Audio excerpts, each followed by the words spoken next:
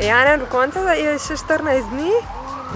A boš nadaljevala tudi po končani akciji s tem ritmom treningov, prehrane? Ja, s hujšanjem bom definitivno nadaljevala.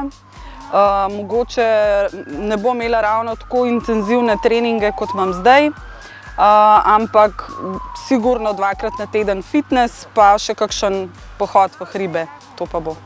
Po končani akciji bom imela mogoče premor kakšnih 10 dni, pač da pridem k sebi, potem pa dalje seveda spet fitness in tudi prehrana. Prehrana se bom itak pazila.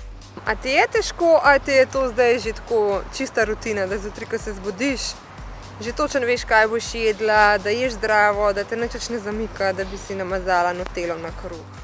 Ne, ni mi težko, sem se že kar navadila, tako da mi je to kar v redu. Mogoče sem kdaj pregrešila, ampak ne tako, kot sem se do zdaj.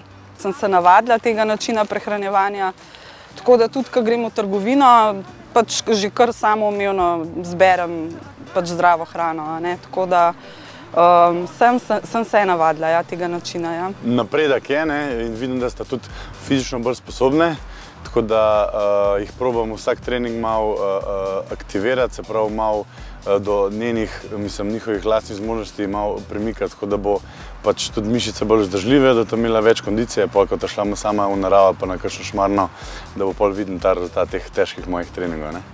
A si dosegla v tem času rezultate, ki si jih pričakovala, pa kakšen imaš recimo plan še v teh zadnjih 14 dneh?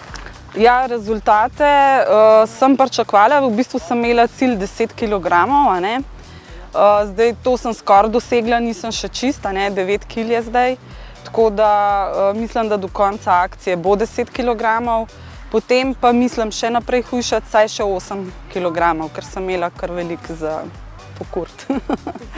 Ja, upam, da do konca zgubim še 2 kg, da pridem pač na enih 57 ali pa 56,5, tako da bo to top.